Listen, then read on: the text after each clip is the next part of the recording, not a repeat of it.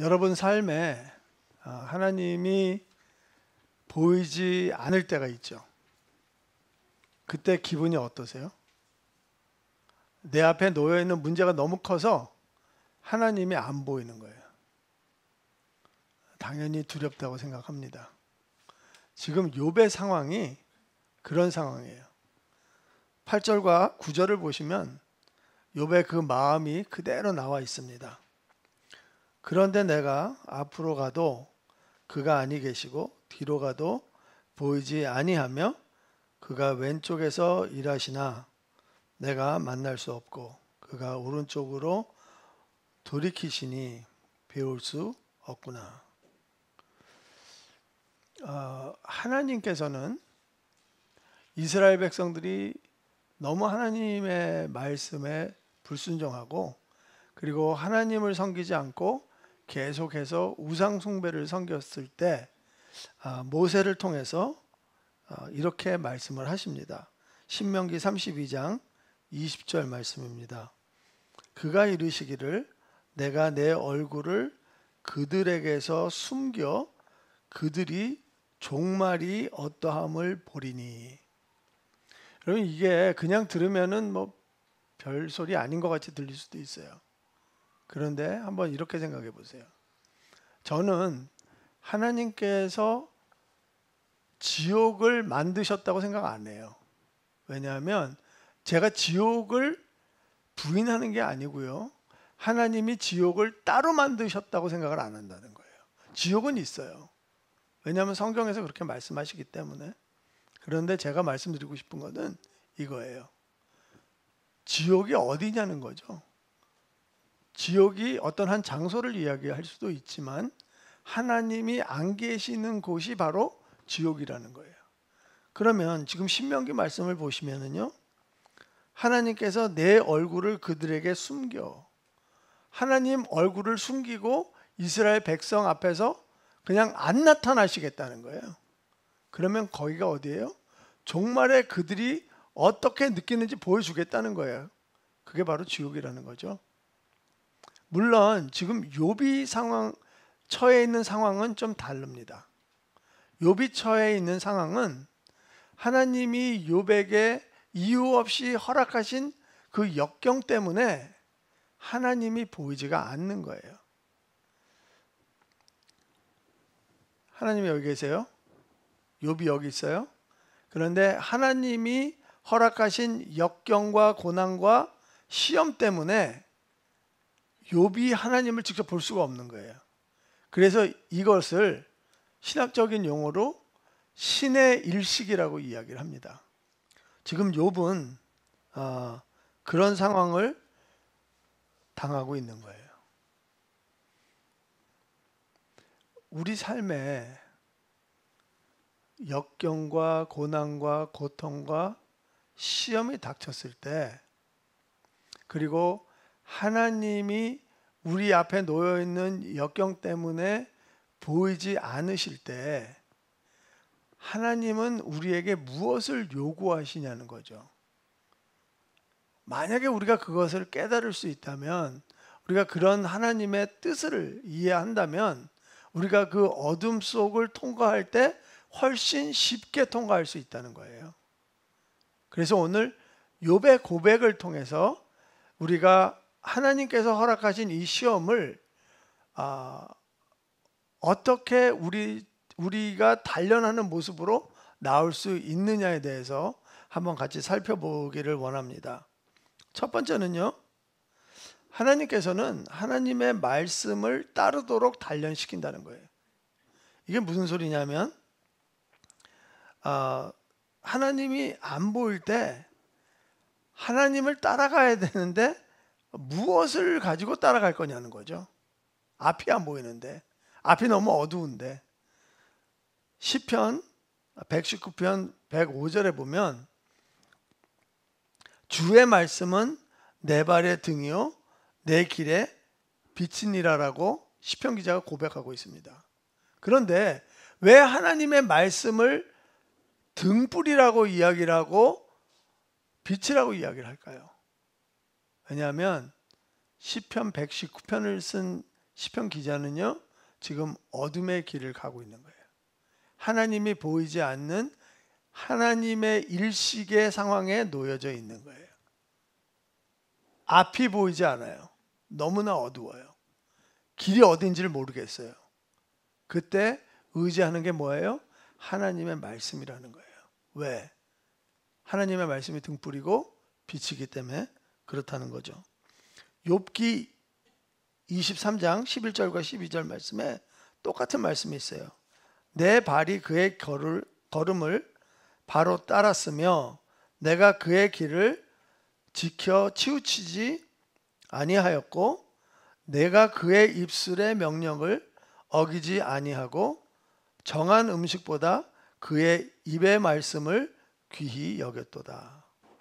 하나님께서 당연히 우리가 하나님 말씀을 지키기를 원하세요. 그리고 하나님이 만들어 놓으신 그 길을, 하나님이 걸어가신 그 길을 우리가 따라가기를 원하세요. 그런데 우리가 다 알잖아요. 우린 잘 그렇게 안 하잖아요. 그런데 어두울 때는 어두울수록 우리는 하나님 등 뒤에서 오늘 말씀처럼 바로 따라가야 된다는 거예요. 만약에 여러분들이 종이 그 책으로 된 성경을 갖고 계시면 그 바로라는 단어에다가 밑줄 그시기 바라요. 이 바로라는 시간은요, 너무너무 중요하기 때문에 그렇습니다. 여러분, 우리가 순종에는 타이밍이 있어요. 하나님이 말씀을 하셨는데 순종을 바로 하지 않잖아요. 그러면 그 순종이 순종이긴 순종인데 온전한 순종은 아니라는 거예요. 하나님이 말씀하셨는데 우리가 바로 순종을 한다면 그 순종은 온전한 순종이 될 수 있지만 우리가 그 시간을 두고 순종을 한다면 그거는 온전한 순종이 될 수 없다는 것입니다. 왜냐하면 하나님의 등과 우리 사이가, 하나님의 말씀과 우리 사이가 벌어지면 벌어질수록 그 사이로 불순종과 의심이 파고 들어온다는 거예요. 창세기 4장 7절 보시면은요, 죄가 문에 엎드려 있고 우리가 선을 행하지 않으면 그 틈으로 들어온다고 경고하고 계신다는 거예요. 어떤 사람은요, 이 바로라는 이 시간을 놓쳤기 때문에 죽은 사람이 있어요. 사도행전을 보면 아나니아와 삽비라가 있습니다. 그때 당시에 예루살렘의 초대교회에서는 성도들이 은혜를 받고 그리고 교회 안에 있는 과부와 고아를 섬기기 위해서 자기의 재산을 팔아서 교회에다가 드렸습니다. 그래서 사도들이 그것을 가지고 고아와 과부와 그리고 재정적으로 어려운 사람들을 도왔습니다. 많은 사람이 그렇게 하니까 아나니아와 삽비라도 마음에 감동이 있어서 자기가 가지고 있었던 땅을 팔았던 것 같아요. 근데 그 땅을 팔고 나서가 문제였어요. 팔았을 때는 좋은 선한 마음을 가지고 팔았어요. 그런데 팔고 나니까 내가 이거를 다 드려야 되나? 나한테도 어려운 일이 있을 텐데 좀 남겨둬야 되는 거 아닌가? 아마 갈등을 했던 것 같아요. 그래서 아나니아가 얼마 만에 돈은 남겨놓고 그 나머지 돈을 가지고 사도 발 앞에다가 드렸습니다. 그때 베드로가 이렇게 이야기를 합니다. 사도행전 5장 4절 말씀입니다. 땅이 그대로 있을 때에는 내 땅이 아니며 땅 판 후에도 내 마음대로 할 수가 없더냐. 어찌하여 이 일을 내 마음에 두었느냐. 이 마음에 두었다는 것은요, 왜 네가 이걸 가지고 갈등을 겪었느냐 이런 말이에요. 왜 네가 이걸 가지고 할까 말까 망설였느냐 이거예요. 왜 네가 이걸 가지고 마음에 그 생각을 두어서 시간을 끌었느냐 이거예요. 대가가 뭐였어요? 성령님을 속였기 때문에 죽었습니다. 삽비라도 죽었습니다. 저는 이 바로 fast 하나님의 말씀이 끝나자마자 순종하는 그 시간, 저는 이 시간이 너무너무 중요하다고 생각하는 이유가 이 시간은 하나님이 감동받는 시간이기 때문에 그래요. 제가 한번 예를 들어볼게요. 여러분이 무슨 일을 하시다가 목이 말랐다고 쳐요. 여러분 자녀한테 아빠 물 좀 갖다 줄래? 엄마 물 좀 갖다 줄 수 있겠니? 물어봤어요. 근데 아이가 재미있는 장난감이나 아니면 게임을 가지고 놀아요. 그런데 아빠한테 아빠 나 게임 한 판만 더 하고 내 물 떠다 드릴게요. 물 떠다 줬어요. 그게 순종일까요? 아니죠. 그런데 아빠 물 좀 한 잔 갖다 줄래? 근데 아이가 너무나 재미있게 하던 그 게임을 아니면 장난감을 그 자리에 놔두고 바로 뛰어가서 물을 떠왔을 때 여러분들은 감동 안 받으시겠어요? 저는요, 그 타이밍이 하나님이 감동받는 시간이라고 믿어요. 그리고 우리가 그렇게 했을 때 우리 몸으로, 우리 행동으로 하나님한테 하나님, 제가 하나님 너무너무 사랑합니다. 하나님은 저한테 가장 소중한 분입니다. 그거를 행동으로 보여주는 시간이기 때문에 그렇다는 거예요.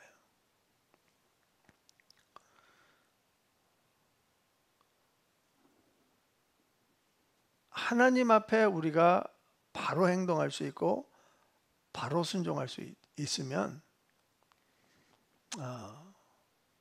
우리는 하나님의 말씀도 귀하게 다룰 수 있다는 거예요. 귀하게 여길 수 있다는 거예요.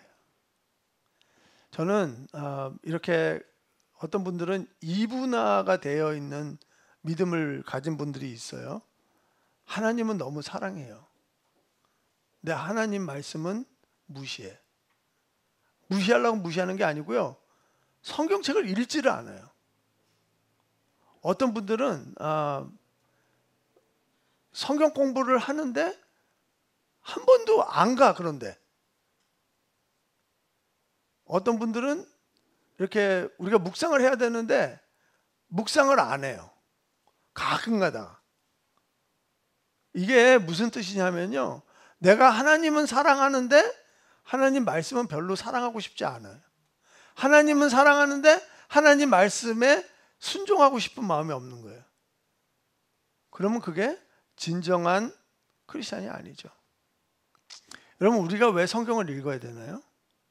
성경을 읽는 이유는 성경에 무슨 내용이 있는지를 원해서 읽는 거예요. 성경 공부는 왜 하나요? 우리가 읽은 내용이 무슨 의미를 주는지를 배우는 시간이에요. 우리가 왜 묵상을 하나요? 하나님의 말씀을 통해서 하나님의 말씀과 내 삶이 일치가 돼서 내가 변화받는 삶을 살려고 묵상하는 거예요. 왜 우리가 암송하나요?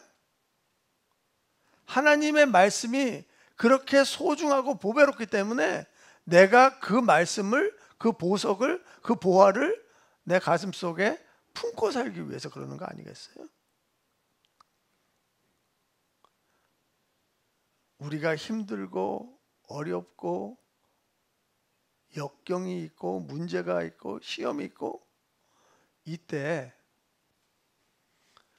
하나님의 말씀을 따르시기 바라요. 하나님의 말씀을 붙잡으시기 바라요. 우리가 하나님의 말씀을 붙잡지 않잖아요. 그러면 한마디로 생고생하는 거예요. 그냥 고생만 하다가 끝나는 거예요. 여러분 꼭 기억하시기 바라요. 예수님도요.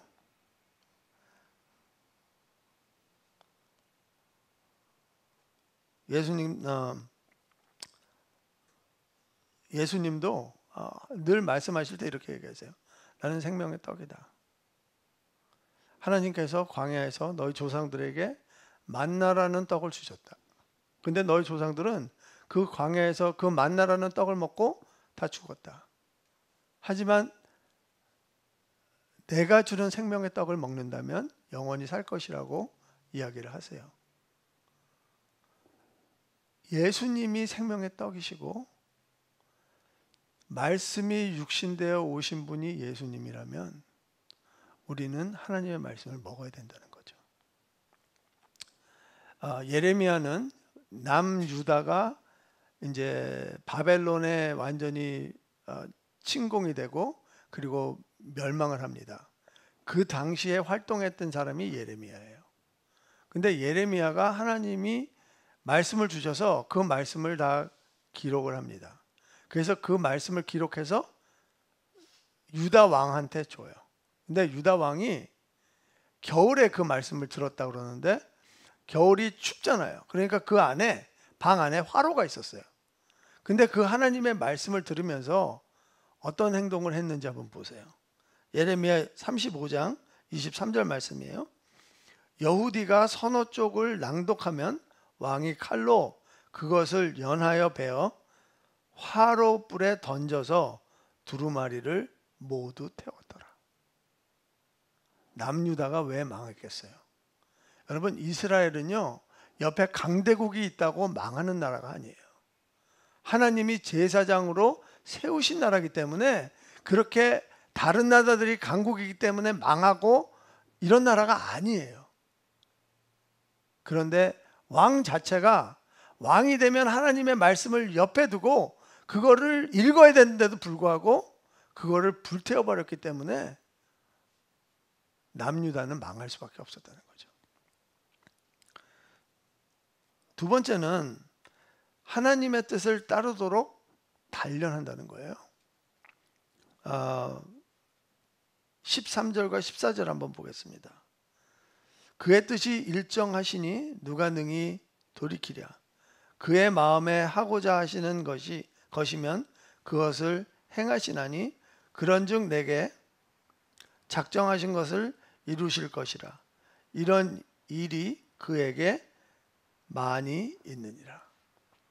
하나님은 하나님이 세우신 계획이나 하나님의 세우신 그 뜻을 절대로 되돌리시지 않으세요. 하나님께서 한 번 세우신 일은 반드시 성취하신다고 성경은 말씀하고 있습니다. 야고보서에서도 보면 하나님께서는 변함이 없으시고 회전하는 그림자도 없으시다고 이야기를 해요. 그러면 여러분들 아마 이런 질문이 있을 거예요. 성경에 보면 하나님께서 이렇게 하신다 그래 놓고 사람들이 막 기도하면 하나님이 마음을 돌리시는 장면이 나오잖아요. 성경이 이야기하고 있는 것은요, 하나님의 뜻을 바꿨다는 것이 아니라 하나님께서는 우리의 기도를 들어주신다는 것을 말씀하고자 하는 거예요. 또 하나, 하나님 뜻 안에는 우리의 기도가 포함됐다는 것을 알려주고 있다는 거예요.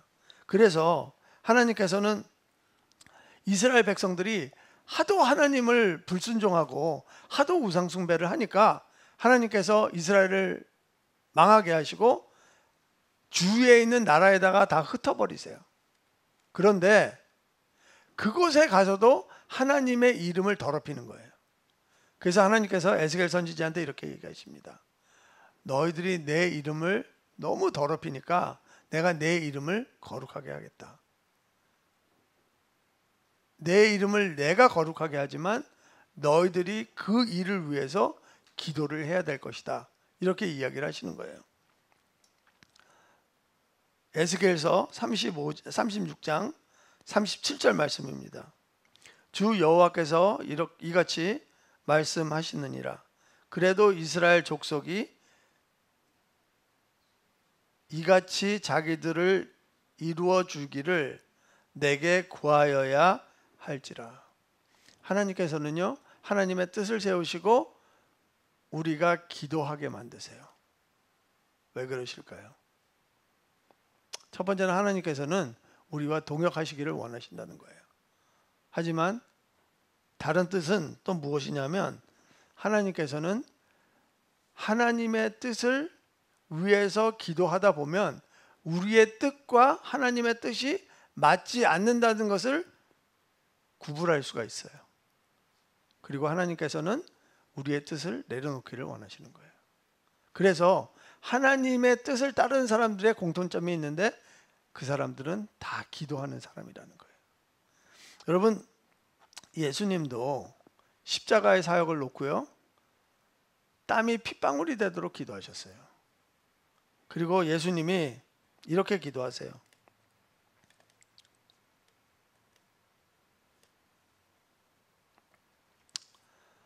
내 아버지여, 만일 할만하시거든 이 잔을 내게서 지나가게 하옵소서. 그러나 나의 원대로 마옵시고 아버지의 원대로 하옵소서. 예수님이 지금 무슨 말씀하시는 거예요? 아버지, 내가 십자가에서 나무에 매달려서 저주받고 죽기 싫습니다. 이게 그냥 내가 이거를 안 하고 넘어갈 수 있게 해주세요. 그게 예수님의 뜻이었어요. 그런데 기도 중에 이거는 내 뜻이고 아버지의 뜻은 내가 십자가에 달려서 죽어야 하나님의 뜻이 이루어진다는 것을 깨달아요. 그래서 무엇을 내려놔요? 자기의 뜻을 내려놓는 거예요. 아버지의 뜻이 그것이라면 기꺼이 제 뜻을 내려놓겠습니다. 예수님은요, 아버지의 뜻을 발견했을 때 의지적으로 불순종하지 않으셨어요. 예수님은 그냥 자기 뜻을 내려놓으셨어요. 하나님의 뜻은 반드시 이루어져요. 내 뜻은 이루어지지 않아요. 언제 이루어져요? 하나님의 뜻과 똑같을 때 이루어져요. 하나님의 뜻과 내 뜻이 다를 때 내가 해야 되는 일은 무엇이냐 하면요, 내 뜻을 내려놓고 내가 이 뜻을 이루고자 했던 그 주도권을 하나님한테 드리는 거예요. 그래서 하나님이 나를 사용해서 하나님의 일을 성취할 수 있도록 해드리는 게 바로 우리의 도리라는 거죠. 지금 제가 쉽지 않은 이야기를 하고 있는 거 알아요. 사실 내가 뭐 하나 사고 싶은데도 이거 꼭 사야 되나? 이런 갈등이 들어와도 그거 내려놓기 쉽지 않아요. 우리가 얼마나 결정하는데 결핍증이 있으면 짬짜면이 다 나왔겠어요. 내가 짜장면을 먹을까? 짬뽕을 먹을까? 내 뜻 내려놓는 게 그렇게 쉽지가 않아요, 여러분. 그런데요, 우리가 어둠 속에 있을 때, 역경 속에 있을 때 하나님의 뜻을 따라가잖아요. 그러면 거기에 기쁨이 있는 거예요. 사도 바울이 AD 60년 초반에 로마 감옥에 갇혀 있었어요. 그 로마 감옥에서 4개의 서신서를 써요. 아시죠? 옥중서신이라고 해서 에베소서, 빌립보서, 골로새서, 빌레몬서, 이 4개를 써요. 그런데 이 4개의 서신에 보잖아요.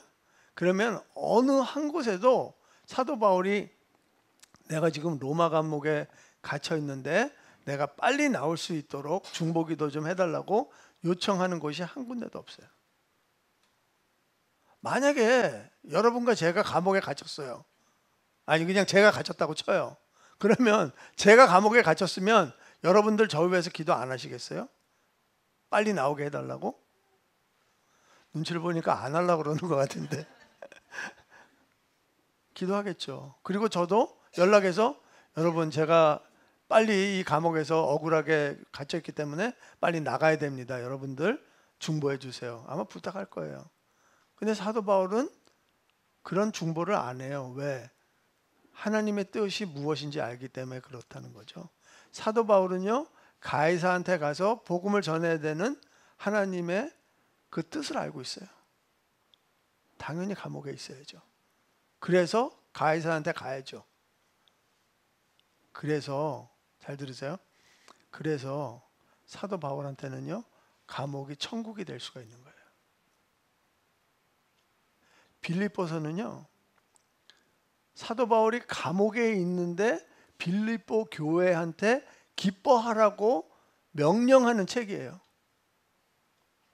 감옥에 있는 사람이 감옥 밖에 있는 사람들한테 기뻐하라고 명령을 한다니까요. 말이 안 되죠. 근데 그게 말이 돼요. 자, 빌레몬서 한번 볼까요? 빌레몬서는요, 오네시모라는 도망간 노예가 사도 바울을 만나고 사도 바울이 오네시모라는 노예를 자기의 영적 아들로 삼았어요. 사도 바울이 있었던 그 감옥에서는요, 영적인 일이 일어나고요, 거기서 사람들이 구원을 받고요, 그곳에 그 발에 족쇄를 차고 있는데도 불구하고 그 자리가 기쁨의 자리, 하나님이 임재하시는 자리, 그리고 하나님의 복음이 계속해서 피어나는 자리가 됐다는 거죠.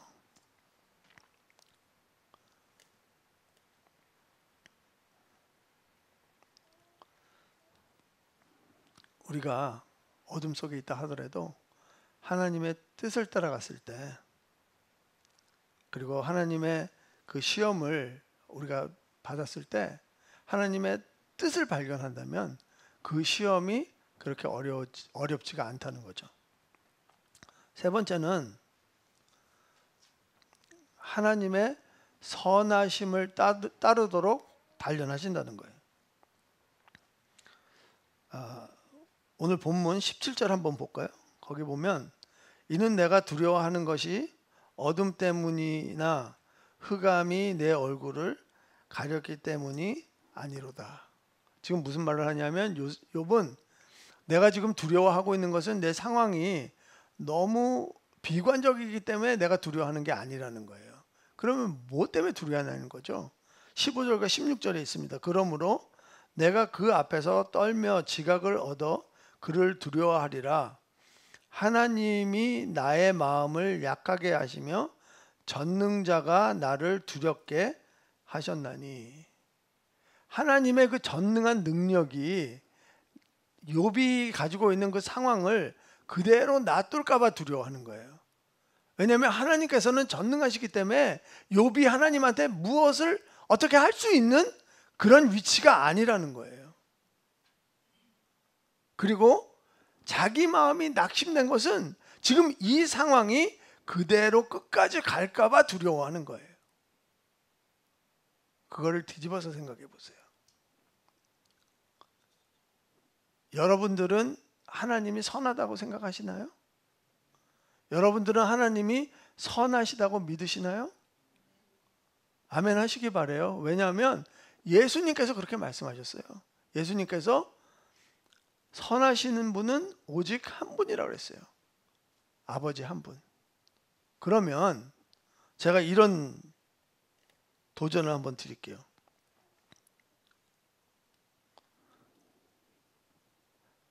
우리는 살아가면서 하나님이 선하시다는 것을 증명하기가 되게 어려워요. 왠지 아세요? 왜냐하면 우리 삶 속에 너무나 어렵고 힘든 일이 많이 일어나는 거예요. 내가 사랑하는 사람들이, 내 주위에 있는 분들이 돌아가세요. 그리고 내가 20, 30년씩 비즈니스 했는데 그 비즈니스를 문을 닫을 수밖에 없는 상황도 있어요.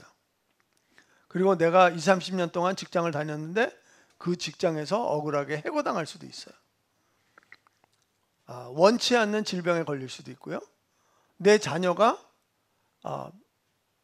나쁜 길로 빠질 수도 있어요. 사랑해서 결혼했는데 결혼 생활이 행복하지 않을 수도 있어요. 그리고 왜 모든 직장에는 나를 괴롭히는 사람들이 꼭 한 사람씩 있나요?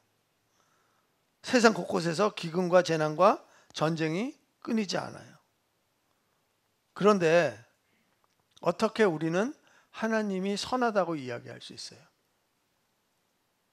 그리고 세상 사람들은요, 천재지변이 일어나거나 전쟁이 일어나거나 이런 일이 일어날 때마다 선하신 하나님을 부인합니다. 그런데 하나님께서는 그런 일이 일어나면 늘 침묵하세요. 왜 그러실까요? 제가 좋아하는 말씀 중에 하나가 로마서 8장 28절이에요. 여러분들 너무나 잘 아시죠? 그런즉 우리가 아나니 하나님을 사랑하는 자 곧 그의 부르심을 입은 자들에게는 어떻게 해요? 모든 것이 합력하여 선을 이루느니라. 저는 뒤에 부분을 되게 좋아해요. 모든 것이 합력하여 선을 이룬다는 거. 근데 이 모든 것이 다 좋은 일인데 선을 이룰 수 있나요? 그냥 모든 것이 선한데 선을 이룰 수가 없죠. 그냥 그 자체가 선이죠. 맞습니까? 그런데 이게 선을 이루기 위해서는 이 모든 것이 나쁜 일과 좋은 일이 섞여 있어야 돼요. 맞습니까? 하나님은 그거를 증명하시겠다는 거예요. 누구를 통해서? 하나님을 사랑하는 자, 곧 그의 부르심을 입은 자들한테. 하나님이 선하심을 믿는 사람들을 통해서 이 나쁜 일을 통해서 하나님이 합력해서 선을 이루는 모습을 보여주시겠다는 거예요. 아멘. 저 일부에서 이거 했어요. God is good. All the time. 네. 하나님은 언제 선하시다고요? 가끔? 아니요. 항상. 쭉. 반드시. 언제나. 무시로.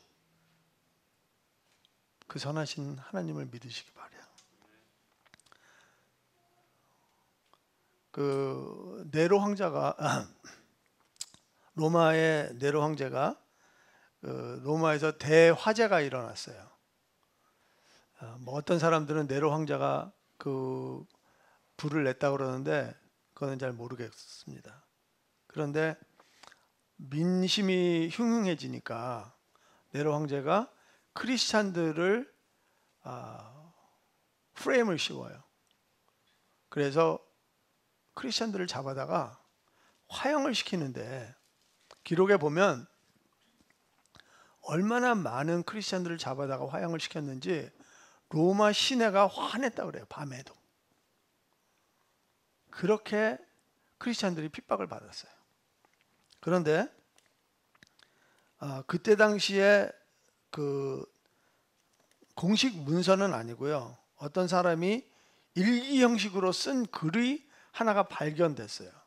그 부분이 뭐냐 하면 제가 읽어드릴게요. 크리스찬들은 도둑, 강도, 강간에 연루되지 않았고 그들은 결코 거짓을 말하지 않았다. 맹세가 그들의 삶을 강하게 구속하고 있었다. 그들은 범죄자가 아니라 구별된 사람들이었다. 이 사람은 크리스찬이 아니에요. 이 글을 쓴 사람은요. 근데 세상 사람들이 그때 당시에 크리스찬을 봤을 때 그렇게 느꼈다는 거예요. 그리고 우리도 다 알다시피 크리스찬들이 그렇게 박해받고 그렇게 많은 크리스찬들이 죽어나갈 때 예수 그리스도의 복음은 계속해서 확산됐다는 것을 우리는 역사를 통해서 알 수 있어요. 어떻게 그런 일이 일어날까요? 예수를 믿다가 잡히면 죽는데 어떻게 예수를 믿을 수 있을까요? 왜냐하면 이 사람들은 그 열악한 상황이나 어려운 환경 속에 선하신 하나님을 봤기 때문에 그런 거 아닐까요? 저는요, 그때 역사하시는 하나님이나 오늘 역사하시는 하나님이라 동일한 하나님이라고 믿어요. 여러분들의 형편과 저의 형편과 어떤 형편이라도 저는 선하신 하나님께서 결론 지어 주실 걸 믿어요. 그래서 저희가 이 자리에 있는 거고요. 그래서 저희가 주님을 찬양하는 거라고 믿습니다. 말씀을 맺으려고 합니다. 앞에서 잠깐 말씀드렸다시피 하나님께서 저희들에게 시험을 주시는 이유는요, 분명한 목적이 있어요. 10절 한번 볼까요? 너무나 유명한 말씀이죠. 욥기에서 그러나 내가 가는 길을 그가 아시나니 그가 나를 단련하신 후에는 내가 숨군같이 되어 나오리라. 이게 퓨어 골드거든요. 그러면 우리는 퓨어에다가 초점을 맞추나요? 골드에다가 초점을 맞추나요? 네, 골드에다 초점을 맞춰요. 왜? 가격이 세니까. 네. 골드에다 초점을 맞추는데 하나님은 퓨어에다가 초점을 맞춘다는 거예요. 그걸 어떻게 할 수 있느냐? 디모데후서 한번 볼게요. 디모데후서 2장 20절과 21절 볼게요. 큰 집에는 금그릇과 은그릇뿐 아니라 나무 그릇과 질그릇도 있어 귀하게 쓰는 것도 있고 천하게 쓰는 것도 있나니. 잘 보세요. 성경은요, 원래 태어날 때부터 금그릇, 은그릇, 나무그릇, 질그릇 차이가 있다는 거예요. 그 차이에 대해서 부정하지 않는 거예요. 그리고 그 차이 때문에 영향력이 다르다는 것을 말해주고 있어요. 그런데 더 중요한 것은 21절이에요. 21절 보겠습니다. 같이 읽을까요? 그러므로 누구든지 이런 것에서 자기를 깨끗하게 하면 귀히 쓰는 그릇이 되어 거룩하고 주인의 쓰임에 합당하며 모든 선한 일에 준비함이 되리라. 뭐가 중요해요? 금그릇이 중요해요? 은그릇이 중요해요? 깨끗함이 중요한 거예요. 아무리 금그릇이라도 깨끗하지 않으면 거기다 음식을 담을 수가 없어요. 하나님께서 우리에게 역경과 고난과 고통과 시험을 주신 이유가요, 그런 일들을 통해서 우리를 깨끗하게 하시는 거예요. 근데 깨끗하게 하시는 것뿐 아니라 우리를 금같이 만드시겠다는 거예요. 우리가 깨끗한 금, 순금, 999.9%의 순금이 되려면 얼마나 뜨거운 용광로를 지나가야지 우리가 순금이 될 수 있을까요? 하나님께서는 그런 목적을 가지시고 우리를 단련하시고요, 그런 목적을 가지시고 우리를 훈련하세요. 그런 목적을 가지고 우리를 이끄세요. 우리가 만약에 그거를 깨닫고 하나님께서 너희들 나의 말씀을 붙잡아라, 내 뜻을 잡아라, 나의 선함을 믿어라, 그 세 가지를 가지고 나를 따라와라, 그러면 내가 너를 순금으로 나오게 하겠다는 거예요. 제가 세바시를 봤는데 가수 소양 자매가, 강연은 아닌 것 같아요. 거의 간증에 가까웠는데, 여러분 소양 가수 잘 아시죠? 원래는 CCM 가수로 시작을 했는데 지금은 뭐 워낙 유명해져 갖고요, 나는 가수다에도 나오고 뭐 부르의 명곡 나오고 그랬는데, 이 자매 그 간증을 들어보니까 폐렴에 걸렸었대요. 폐렴에 걸려갖고 맨 처음에 폐렴에 걸렸을 때는 금방 낫답니다. 그런데 성대에 문제가 생겼대요. 그래서 사실 소양 가수의 그 시그니처가 뭐냐면 고음으로 노래를 하는 거잖아요.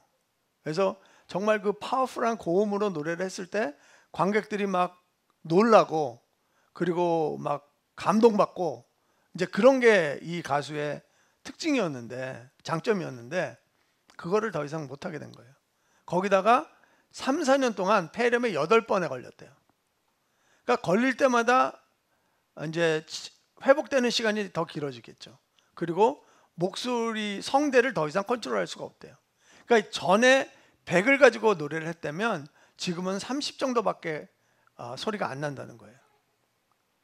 그래서 도망가고 싶기도 했고, 그리고 다 포기하고 싶기도 했고, 여러 가지 생각이 들었다는 거예요. 자신이 전에 잘 했을 때는 나는 완벽한 기술을 가지고 무대에 서는 가수가 될 거다, 이런 목표를 가지고 있었대요. 그래서 자기 자신을 레이싱카라고 그러더라고요. 나는 정말 질주하는, 아무도 나를 따라올 수 없는 그런 질주하는 가수가 될 거야, 그렇게 생각을 했대요. 그런데 8번 폐렴을 걸리고 이제는 고음도 낼 수가 없고 전에 노래하던 실력의 30%밖에 되지 않는 거예요. 근데 그런 상황에서 비긴 어게인이라는 프로그램이 생겼는데 거기에 출연 요청을 받았대요. 비긴 어게인은 무슨 프로그램이냐면은, 지금 코로나 시대잖아요. 그러니까 코로나 때문에 힘들어하는 국민들을 위로하기 위한 그 버스킹하는 그런 프로그램이래요. 고민을 많이 했겠죠. 나가야 될지 말아야 될지. 그러면서 나가기로 결정을 했는데, 내가 노래할 수 있는 만큼만 하자. 그 대신 간절한 마음으로 하자. 그래서 나갔대요. 근데 댓글이 뭐라고 달렸냐면, 너무 감사해요. 포기하고 싶었는데 더 살아보려고요. 이런 댓글이 너무나 많이 달렸다는 거예요. 그러니까 소양 가수는 이해가 안 되는 거죠. 나는 노래를 이렇게 못했는데 어떻게 사람들이 감동을 받지? 그래서 느낀 거예요. 내 아픔이 그분들의 아픔을 달래줬구나. 그러면서 자기의 새로운 정체성을 찾은 거죠. 자기는 정신없이 달리는 레이싱카로 살고 싶었는데 지금은 털털거리고 천천히 가는 대형 버스가 되고 싶다는 거예요. 그래서 많은 사람들을 태우고 가고 싶다는 거예요. 여러분, 우리는요, 하나님의 시험을 통과하면 우리의 정체성이 바뀌어요. 그리고 그 정체성이 하나님의 나라를 위해서 쓰임받을 수 있다는 거예요. 오늘 욥의 고백을 통해서 여러분들의 정체성이 바뀌시기를 그리스도 이름으로 축원합니다. 그리고 나를 위한 삶이 아니라 하나님의 나라를 위한 삶, 내 이웃을 위한 삶이 사라지는 삶이 되기를 그리스도 이름으로 축원합니다. 기도하겠습니다.